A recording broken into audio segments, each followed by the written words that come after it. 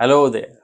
Images, idea, sensation, emotion जो भी आपके दिमाग में सोते दौरान होता है उसी को हम सपना कहते हैं। माना जाता है एक एवरेज इंसान कम से कम 2 घंटे का सपना देखता है रोज, और उसमें से 5 से 20 मिनट का सपना उसको याद रहता है, या कुछ लोगों को इससे ज्यादा भी सपना याद रहता है। क्या इन सपनों का कुछ मतलब भी होता है? यहाँ पर ही जन्म हुआ ड्रीम इंटरप्रिटेशन का, मतलब सपनों का व्याख्या। सिगमंड फ्रॉइड ये एक न्यूरोलॉजिस्ट थे। इनकी थ्योरी जानने के लिए थोड़ा सा इनके कुछ मेन टॉपिक को जानना पड़ेगा। जैसे इन्होंने इजाद किया कॉन्शियस, सब कॉन्शियस या प्री कॉन्शियस या अनकॉन्शियस को। मतलब ये 3 पार्ट होते हैं हमारे दिमाग के। कॉन्शियस माइंड हमेशा अवेयर रखता है हमको कुछ चीज़ों के लिए। जैसे आपको भूख लगती है, आप कुछ महसूस करते हैं, वो सब आपका कॉन्शियस माइंड ही करता है। दूसरा प्री कॉन्शियस या सब कॉन्शियस माइंड एक किताब की तरह होता है। आपके जन्म से मृत्यु के दौरान ये सब कुछ सीख कर एक बुक जैसा रिकॉर्ड रखता है, और जैसे ही उस चीज की जरूरत पड़ती है तो ये कॉन्शियस माइंड को अलर्ट कर देता है। जैसे कि आप गाड़ी सीखते हैं तो सबसे पहले सब कॉन्शियस माइंड एक्टिव रहता है, वो उस चीज को सीख लेता है और कॉन्शियस माइंड को लगातार अलर्ट करता रहता है।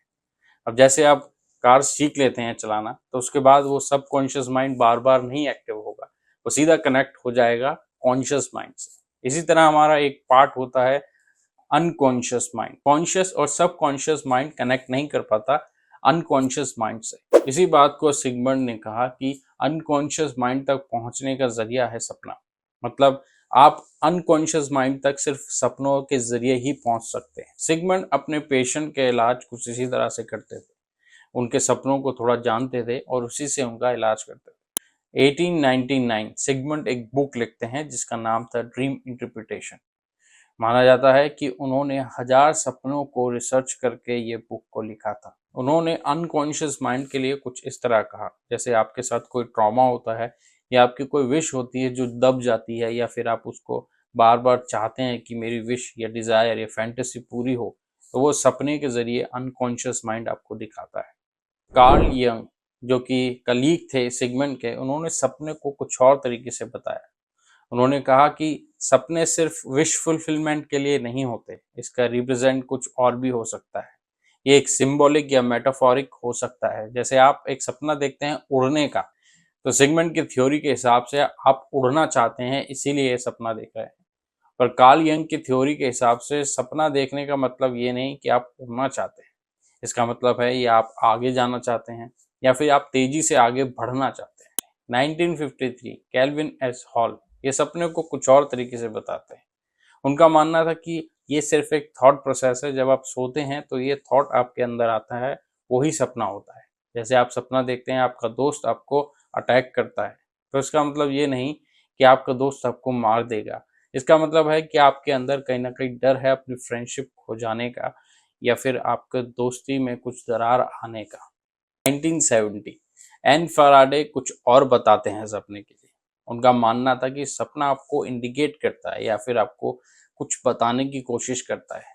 जैसे आप एक सपना देखते हैं आप एग्जामिनेशन में फेल हो गए, तो उसका मतलब ये नहीं कि आप फेल ही हो जाएंगे। इसका मतलब है शायद आप अपने एग्जाम के लिए प्रिपरेशन सही नहीं कर रहे, या फिर आप किसी काम में असफल हो गए हैं, या फिर आप किसी काम में असफल हो जाएंगे। और उनका मानना था कि 1 या 2 दिन के दौरान आपके साथ कुछ चीजें घटी हैं तो वो आपको सपने में दिखे, ऐसे बहुत ही ज्यादा चांसेस है। ये तो हो गई फिलॉसफी वाली बात। अब थोड़ी धर्म कर्म की बात भी कर लेते हैं। तो हिंदू धर्म में बताया जाता है कि हमारी सोल या स्पिरिट 3 तरह के स्टेजेस से गुजरती है: सोना, जागना और सपना।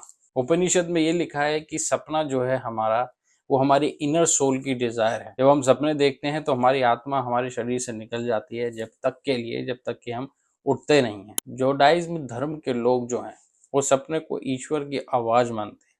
उन्होंने सपनों को 2 कैटेगरी में डिवाइड किया: गुड ड्रीम और बैड ड्रीम। गुड ड्रीम जो कि आपको भगवान की या ईश्वर की आवाज है, और बैड ड्रीम जो है वो इविल स्पिरिट के द्वारा आपको दिखाई जाती है। बुद्धिज्म में भी कुछ इसी तरह से ही मान्यता है सपनों को लेकर।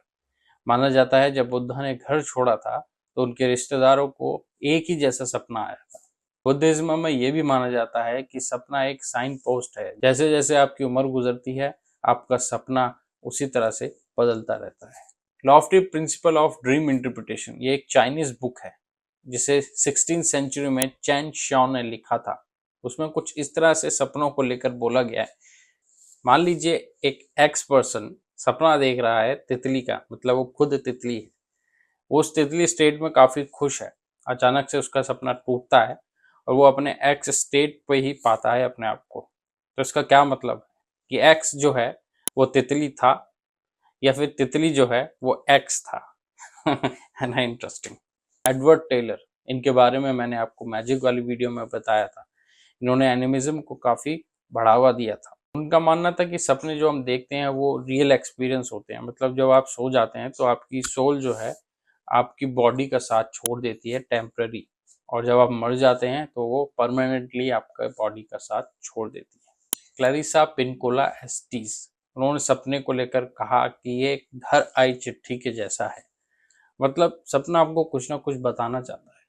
कुछ कॉमन सपने होते हैं जो ज़्यादातर लोग देखते हैं, जैसे पानी का सपना। अगर आप पानी में डूब रहे हैं तो इसका मतलब है कि आप अपने लिए ही कुछ प्रॉब्लम बना रहे हैं, या फिर आप अपने इमोशन या फिर कोई डिसीजन को कंट्रोल नहीं कर पा रहे।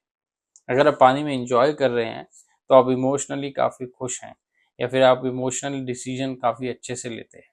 एक सपना जो आप बार बार देखते हैं उसका क्या मतलब है? इसका मतलब है कि आपका अनकॉन्शियस माइंड आपको रिमाइंड करा रहा है कुछ चीज़ों के लिए, कुछ पॉइंट्स के लिए। जब तक आप वो चीज़ को समझ नहीं लेते वो सपना बार बार आपको दिखता ही रहेगा। Deja vu, day dream, night terror, nightmare, hallucination या फिर इल्यूजन इन रियलिटी, ये सब पार्ट है ड्रीम के।